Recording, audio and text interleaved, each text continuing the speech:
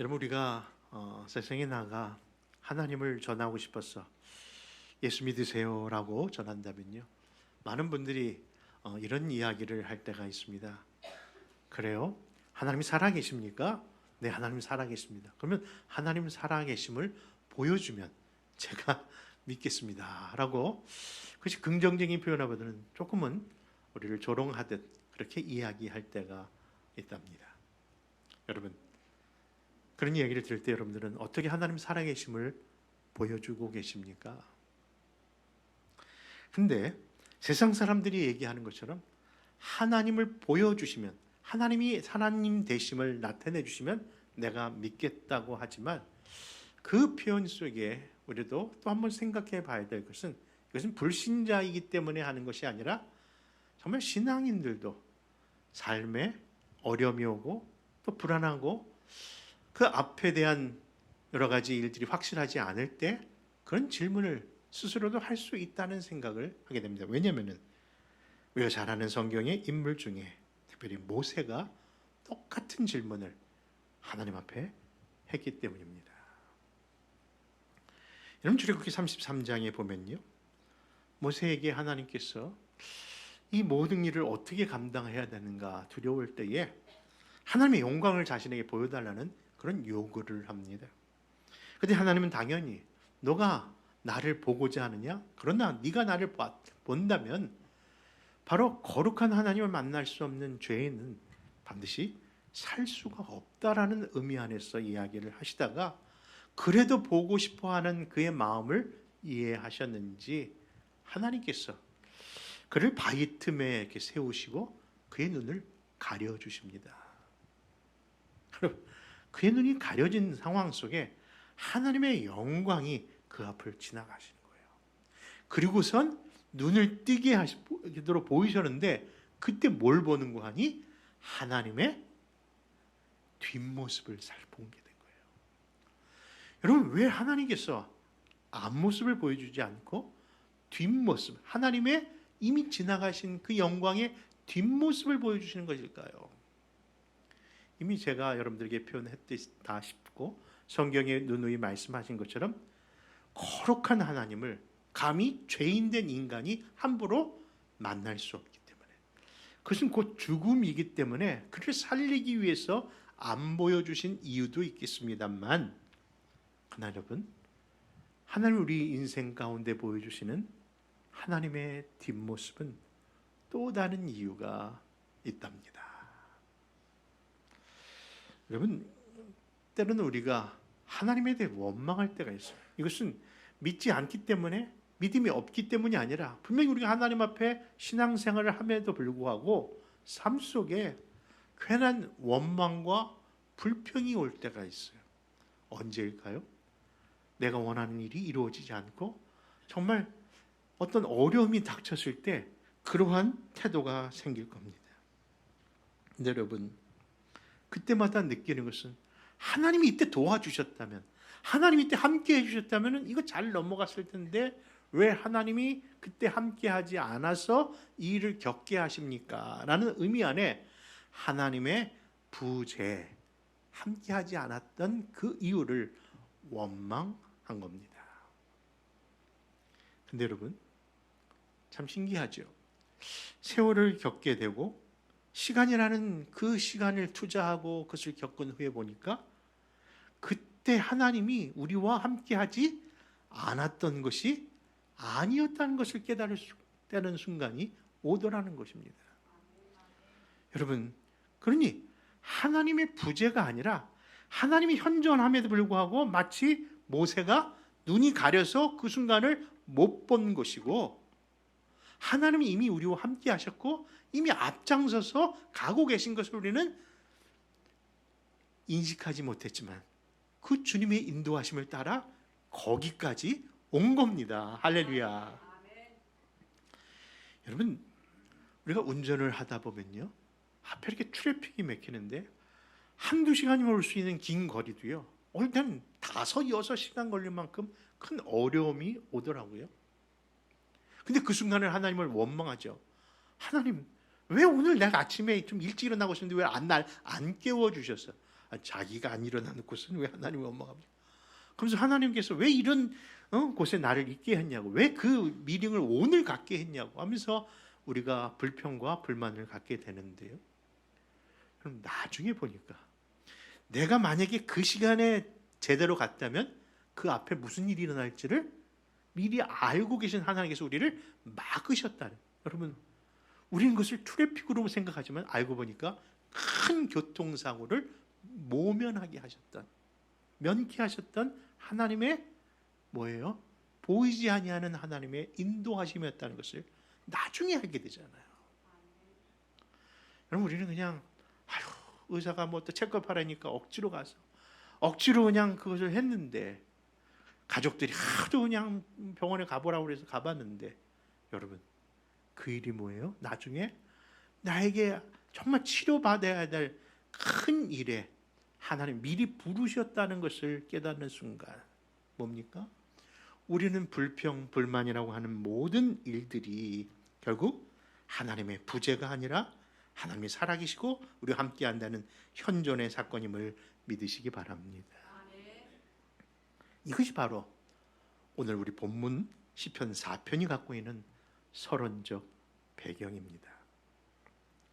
여러분, 이 시편의 내용을 보면요, 특별히 많은 학자들이 다윗 왕이 쓴 시라고 하는데, 언제 쓴고 하니 그 아들 압살롬으로 인해서 그 왕위를 쫓겨나고 예루살렘에서 도망 나온 지 이틀째 되는 밤, 도무지 잠을 이룰 수 없는 그 억울함 속에, 괴로움 속에 탄식하며 하나님께 지은 시라고 합니다. 근데 놀라운 것은 이렇게 탄식하며 지은 시가 결국은 찬양하는 시로 바뀌어 버렸다는 사실입니다. 그러므로 사랑하는 성도 여러분, 오늘 이 말씀을 시작하기 전에 지금 우리도 말할 수 없는 여러 가지 일로 인하여 밤잠을 이룰 수 없는 일이 우리 안에 있다 할지라도, 사랑하는 성도 여러분, 이 시편의 시인처럼 결국은 우리와 함께 하시는 하나님, 여전히 우리를 도우시는 살아계신 하나님을 찬양하는 찬양의 시편 기자들이 다 되시기를 주님의 이름으로 축원합니다. 그런 의미에서 오늘 말씀의 제목을요, 이렇게 정했습니다. 잠 못 드는 이유, 그리고 잠 잘 수 있는 이유. 여러분, 그 제목 안에 몇 가지 교훈을 나누겠습니다. 여러분, 오늘 읽은 이 시편 4편은요, 다윗이 정말 안타까운 환난의 시기 가운데 세 가지 기도의 형태로 기도합니다. 첫째는 하나님, 내게 응답하셔야 합니다. 나에게 하나님 응답하셔야 합니다라는 응답을 구하는 기도로 시작합니다. 그리고 두 번째는요, 하나님, 나를 불쌍히 여기소서. 사실 응답이라는 것은요, 우리 믿는 사람만의 기도의 내용만이 아니라 우리가 과거에 다른 신을 믿을 때도, 그렇죠? 주님을 모를 때도 우리들이 나름대로 기도와 간구를 했는데 그때도 응답에 대한 그런 기대를 가지고 기도하지 않았나요? 그런 의미에서 우리 대부분의 처음의 신앙적 태도는요, 그냥 응답이 중요하다고 생각할 수 있는 것이죠. 하나님, 이 문제 해결해 주셔야 됩니다. 이 문제 도와주셔야 됩니다. 그래서 그 응답을 위해 기도가 시작된 거죠. 근데 그 기도가 기도하면서 어떤 기도의 내용으로 바뀌었다고요? 하나님, 나를 불쌍히 여겨 주소서로. 그렇게 또 바뀌더라는 거예요. 그리고 세 번째는 뭐냐면은 그 기도 속에 마지막 순간에는 이 하나님을, 나의 기도를 들으신 하나님을 뭐한다? 찬양자로 바뀌고 있음을, 이 세 가지 패턴 속에 이 기도가 들어있는 겁니다. 그 시작을 알리듯 우리 본문 4장 1절은 이러합니다. 우리 다시 한번 찾아 한 목소리로 읽겠습니다. 시작. 내 의의 하나님이여, 내가 부를 때에 응답하소서. 곤란 중에 나를 어그럽게 하셨사오니 내게 은혜를 베푸사 나의 기도를 들으소서. 아멘. 여러분, 우리 모든 기도가 하나님께 응답받기를 소망하는 줄 믿습니다. 그런데 여러분, 하나님 우리를 응답하시는 이유가 뭘까요? 하나님은 우리의 응답하셔야 될 그 정확한 그런 연유가 뭘까요? 그것은 우리의 간절함 때문일까요? 우리가 끝까지 기도하는 끈기 때문일까요? 우리 응답의 조건은요, 엄밀히 본다면 우리의 기도에 하는 태도에 달린 것이 아니라 그것은 바로 하나님을 향한, 그리고 우리의 마음이 더 간절한 것은 사실이고 끝까지 구해야 되는 모습은 있지만 그 먼저 하나님의 긍휼하심이 우리에게 있었기 때문에 가능하다는 사실을 꼭 기억하시기 바랍니다. 이 사실에 대하여 여러분 마태복음 18, 누가복음 18장에 보면요, 특별히 세리의 기도와 바리새인의 기도가 비교되는데, 여러분 바리새인의 기도는 하나님 내가 이렇게 살았습니다. 난 이런 사람입니다. 나는 저와 같지 않습니다. 그런 의미에서 기도를 하지만, 그런 기도와 또 나는 정말 부족하고 죄인입니다라는 두 기도 속에 하나님이 누구의 기도에 어떤 부분에 더 관심을 갖고 있는가를 보여주는 내용이 나옵니다. 여러분 그런 의미에서 한번 찾아볼까요? 누가복음 18장에 보면은 바로 이 바리새인의 기도와 그리고 스스로 죄인이라고 하는 세리의 기도에 하나님 어디에 더 관심을 갖고 있는가를 보십시오. 우리 한번 13절, 14절 같이 읽습니다. 시작. 세리는 멀리 서서 감히 눈을 들어 하늘을 쳐다보지도 못하고 다만 가슴을 치며 이르되 하나님이여 불쌍히 여기소서 나는 죄인이로소이다 하였느니라. 내가 너희에게 이르노니 이에 저 바리새인이 아니고 이 사람이 의롭다 하심을 받고 그의 집으로 내려갔느니라.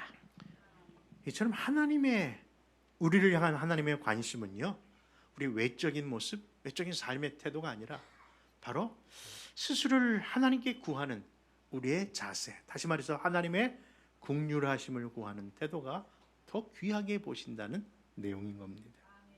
여러분 우리가 읽고 있는 이 시편 4편의 배경에 보면요, 정말 다윗의 아들 압살롬으로 인해서 왕위뿐만 아니라 생명의 위협까지 이루어지는 심각한 순간인데, 하나님이 이 둘을 비교하면서 누가 더 의로운가, 누가 더 죄인인가가 아니라 둘 다 하나님 앞에는 다 죄인일 수밖에 없는 존재라는 것을 보여주실 겁니다. 그래서 우리의 기도 속에 품어야 할 것은요, 하나님 나도 죄인입니다. 나도 부족합니다. 그저 불쌍히 여겨 주소서. 때로는 새벽에 나와 기도하는 성도들을 보면요, 다른 유창한 말로 기도하는 것이 아니라 그저 흐느끼며 주여 불쌍히 여기소서, 불쌍히 여기소서, 그 말 한마디가 바로 하나님이 그 영혼을 찾아 안아주시듯 더 흐느끼며 더 하나님께 간절한 모습을 보여주시는 것은, 정말 하나님은요, 하나님께 긍휼을 구하고 하나님의 그 자비하심을 구하는 그 태도를 이처럼 더 원하시는가를 깨닫게 되기 때문인 것이죠. 그러므로 사랑하는 성도 여러분, 우리의 기도가 정말 하나님의 그 긍휼하심을 구하는 그런 제자의 기도가 되시기를 주 예수 이름으로 축원합니다. 그리고 두 번째 기도 속에서는요, 이 기도가 자기에게만 국한되어 있지 않고 타인을 향하여, 그것도 자기를 힘들게 하는 악인을 향하여 그 기도가 점점 넓어지고 있음을 보게 됩니다. 여러분 특별히 다윗의 기도 속에 보면은 자기를 괴롭히는 악인들에 대한 표현이 매우 의아스러운데 어떻게 표현하고 있는가를 우리 한번 2절에서 5절을 통해서 한번 살펴볼까요? 4장 2절 4장 시편 4편 2절에서 5절까지 보겠습니다. 시작. 인생들아 어느 때까지 나의 영광을 바꿔 욕되게 하며 헛된 일을 좋아하고 거짓을 구하려는가. 여호와께서 자기를 위하여 경건한 자를 택하신 줄 너희가 알지어다. 내가 그를 부를 때에 여호와께서 들으시리로다. 너희는 떨며 범죄하지 말지어다. 자리에 누워 심중에 말하고 잠잠할지어다. 의의 제사를 드리고 여호와를 의지할지어다. 아멘. 여러분 지금 시편의 기자는요, 자기를 괴롭히고 아니 하나님의 나라, 하나님의 왕국까지 파헤치는 그런 악행자들을 향하여 악인이다, 죄인이다로 하는 것이 아니라 그냥 평범한 의미에서 인생들아라고 표현하고 있다는 것이 의아스럽지 않습니까? 지금 자기 힘든 이 상황 속에 자기에게 초점을 것을 이제는 다른 삶을 향하여 마음이 열리면서 그 기도가 더 확장되고 있는 것을 보는 겁니다. 왜일까요? 바로 그들 역시 하나님 앞에 돌아와야 할 그런 연약한 자들이라는 것을 이제 깨달았기 때문입니다. 여러분, 세계보건기구에 등록된 여러 질병 가운데 오직 한국 사람만 갖고 있는 특별한 질병이 하나 있답니다. 근데 그 질병을요, 표명하기를 아주 어려운 단어로 써놔서 제가 그걸 어떻게 영어로 발음을 해야 될지 몰라서 그냥 스펠링을 적어왔습니다. 여러분 혹시 들어보신 분이 있다면 공감하시고, 그런 질병의 증세가 한국 사람에게 유일하고, 그리고 그 한국 사람들 가운데 우리 이 표현으로 기록된다는 것을 좀 기억해 주셨으면 좋겠습니다. 그 스펠링은 이러합니다. H 그다음에 W A 그리고 대시하고 BYUNG. 혹시 아십니까? 발음이 잘 되십니까? 화병. 화병? 정확하게 그 발음으로 세계보건기구에 한국 사람이 갖고 있는 조심해야 될 질병의 표현으로 그렇게 명시하고 있는 것이죠. 그럼 화병이 뭐냐고요? 우리말 표현으로 한다면 울화자를 써서 울화병이라는 거예요. 너무 억울해서 생긴 병이 화병이랍니다. 특별히 위기 질서를 중요시 여기는 한국 문화에서는요, 너가 아랫사람이기에 무조건 참아야 한다는 이유로 소가리를 하다가 생긴 병이로서 대부분 남자보다는 누가? 여자들이 더, 그렇죠? 여자분들이 더 화병이 많이 걸리고요. 또 어른보다는 아랫사람이 많이 걸리고, 직장에서는요 상사보다는, 그렇죠, 부하 직원들이 늘 그 화병에 놓여 있기에 우리 불명예스럽습니다마는 이 OECD 국가 중에 지난 몇십 년 동안 늘 1위를 놓지 아니하는 하나 통계 하나 있죠. 뭐죠? 자살률이 높은 이유도 그 화병 때문이라고 하는 이야기를 들었습니다. 근데 여러분, 우리가 더 이 시간 깊이 생각해야 될 것이 무엇일까요? 왜 그 화병이 생겼는가? 누가 그 화병을 만들어내는가? 누구 잘못인가? 여러분, 그 이야기를 하기 전에 정말 우리가 생각해야 될 것은, 많은 사람들이 화병은 있는데 그 화병을 어떻게 치료해야 되는지, 어떻게 해결해야 되는 방법은 모르고 그냥 쌓아놓기 때문에 그 증세가 나타나고 있다는 것이죠. 여러분, 성경은 이 일에 대하여 그냥 침묵하고 계시지 않습니다. 저 정확히 말씀하시다면 이러한 문제를 해결하는 방법도 가르쳐 주셨습니다. 그 말씀이 여러분 잘 아시는 에베소 4장 26절인데요. 너희가 화를 내어도 분을 넣어도 여러분 품지 말아야 될 것은 빨리 그날 해결되는 그 이유를 말씀하시는 내용인데요. 특별히 여러분들 이해를 돕기 위해서 현대인의 성경을 한번 찾아봤는데, 우리 한번 현대인의 성경을 한번 읽어볼까요? 같이 읽습니다. 시작. 화가 나더라도 죄를 짓지 말고 해가 지기 전에 곧 화를 푸십시오.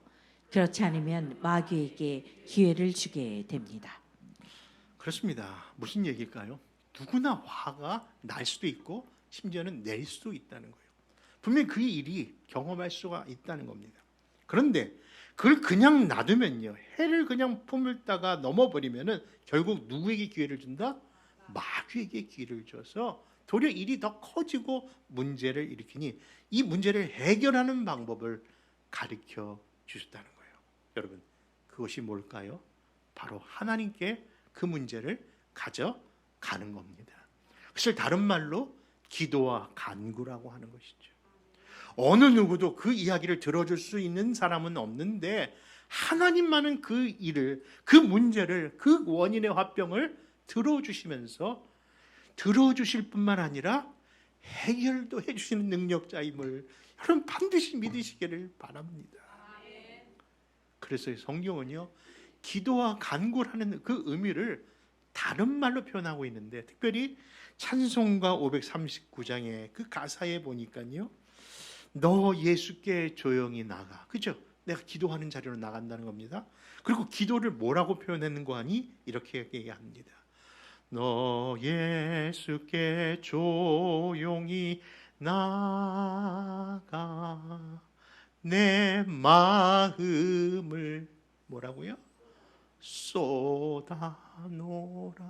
여러분, 어느 누구는 내가 쏟아지는 마음 받아줄 사람 아무도 없습니다. 내 가족, 심지어는 내 부모도 내 마음 모를 때가 있습니다. 근데 내 마음의 모든 것을 다 알고 품어줄 수 있는 그 넓은 가슴을 가지신 분은 자기의 몸을 찢으셔서 우리 위하여 생명을 주신 예수님이 있기 때문에 가능한 줄 믿는 겁니다. 그리할 때 무슨 일이 일어납니까? 늘 은밀히 보시는 주님, 마치 하나님께서 이 순간 나와 함께 하지 않아서 된 일처럼 생각했던 그 일이 결국은 그 일로 인해서 더 큰 은혜를 경험합니다라고 고백하도록 역사하실 하나님이심을 믿으시기 바랍니다. 그렇습니다. 요동치도록 힘든 이 힘든 시간이지만요, 그분을 안에 있으면요, 왜 이리도 문제가 해결되지 않았음에도 불구하고 내 마음이 잔잔한 호수처럼 평강을 누리는 이유가 바로 그분이 진정한 우리의 영적 카운셀러이시기 때문에, 모사요, 우리에게 능력의 하나님이시기 때문에 감당할 수 있는 것처럼, 여러분 지금 그 힘든 시간 아무리 누구한테 이야기해도요 해결해 줄 분이 없더라고요. 지금 누가 우리를 부르고 계신다고요? 하나님이 내게 오라고 하시는 부름으로 알고 더 주님께 가까이 가는 지혜로운 성도 되시기를 바랍니다. 근데 이 시인은요, 그 가운데 무엇을 느낍니까? 바로 하나님께 기도하는데 자기를 힘들게 하고 억울한 그 사람들을 도리어 품으면서 기도하였다는 겁니다. 그렇게 악인들을 위한 기도의 결과가 어떤 결과를 가져왔는지 오늘 보면 7절과 8절은 이렇게 말씀합니다. 같이 읽습니다. 시작. 주께서 내 마음에 드신 기쁨은 그들의 곡식과 새 포도주가 풍성할 때보다 더하니이다. 내가 평안히 눕고 자기도 하리니 나를 안전히 살게 하시는 이는 오직 여호와이시니이다. 여러분 기억하십시오. 지금 이 시인을 통해서 우리에게 주시는 두 가지 하나님에 대한 우리의 신앙적 태도가 있는데, 하나는 바로 trust in God, 끝까지 하나님을 신뢰하라는 겁니다. 두 번째 그 하나는, 또 하나는 바로 experiencing in God, 하나님을 여러분 경험하는 계기로 나를 삼고 계시다는 거예요. 여러분 내게 일어나는 여러 가지 일들이 그런 가운데서도 하나님이 어떤 분이신가를 알게 하시기 위한 하나님의 부르심이기 때문에 때로는 고난도 변장된 축복이라고 표현할 수 있는 것이지요. 이제 말씀을 정리합니다. 여러분 살다 보니까요, 정말 밤잠을 못 잘 만큼 정말 힘들고 어려운 일이 있었어. 정말 하나님께 이 문제를 해결해 주셔야 한다고 그렇게 기도하는 순간이 있는데요, 대부분 그 문제는 세 가지일 겁니다. 건강상의 문제, 경제적인 어려움, 그리고 인간관계. 그런데 그 모든 것이 숨이 막힐 것만큼, 잠을 이룰 수 없을 만큼, 심지어는 죽을 만큼 두렵고 힘들지만 생각해 보니까요, 그 일 예전에도 겪었고 예전에도 있었다는 것이죠. 근데 지금 돌아보니까 그 일이 그렇게 죽을 일은 아니었었다는 것, 죽을 병이 아니었었다는 것. 여러분 거진 반백년 이상 살아온 우리 모두는 우리의 삶 속에 정말 그 모든 일이 죽을 일이 아니었다는 것을 이야기하고 있는 것이죠. 그러나 오늘의 말씀의 결론은요, 우리가 겪고 있는 이 모든 일이 그렇게 힘든 일, 그렇게 죽을 일, 어려운 일 아닙니다. 그렇게 여러분들 쉽게 생각하시라는 의미의 교훈이 아니라, 그런 이야기가 아니라, 다시 말해서 바로 서두에 드렸던 것처럼 그 일이 큰일 아니게 된 것은 하나님의 뒷모습이었기 때문이라는 거예요. 여러분 다시 말씀드립니다. 우리가 깨닫지 못하고 우리가 혼자 달려온 것처럼 생각되지만 하나님께서 때로는 우리에게 보이지 아니하는 눈을 허락하셔서 그 과정 속에 혼자 고민한 것처럼 보였지만 하나님 우리를 한 번도 떠난 적이 없으시고 우리와 함께 하시면서 결국은 당신의 나라까지 인도하시는 하나님인 것을 믿으시기 바랍니다. 그 결정적이고 최고의 그 순간이 바로 독생자 예수까지 보내주신 그 하나님이라면 어찌 우리가 간구한 것을 외면하시겠습니까? 그러므로 공고한 날 환난의 날이 도리어 하나님의 은혜의 날인 줄 알고 뭐하자? 더 주님께 가까이 가십시다. 여러분 신앙이라는 것을 생각해 보니까요, 하나님 나 이거 해결해 주시면 안 됩니다. 하나님 나 이거 도와주시면 안 됩니다라고 하나님께 나아가 하나님을 설득하려고 시작된 내 어린 신앙이 하나님과의 만남을 통해서 결국 하나님을 설득하는 것이 아니라 내가 설득 당하는 순간 뭘 깨달아요? 내가 그렇게 힘들고 어려웠던 그 죽을 만큼 힘들었던, 아니 잠 못 이루게 만들었던 그 모든 일이 결코 그렇게 큰 일이 아니고 누구를 바라볼 때? 주를 바라볼 때 이 문제가 결국 내 마음속에 평강으로 차지하는 이유가 바로 우리가 바라보고 우리가 힘을 얻어야 할 분은 오직 우리 하나님 예수 그리스도인 줄 믿는 겁니다. 그래서 여러분들 겪고 있는 모든 일 반드시 하나님께서 합력하여 가장 좋은 것, 선하고 기뻐하시고 온전한 뜻으로 이루실 줄을 믿고 지금도 일하신 하나님, 지금도 역사하고 살아계신 하나님 바라보며 함께 이 길 걸어가는 우리 교회와 가정과 성도들 되시기를 주 예수의 이름으로 축원합니다. 기도하겠습니다.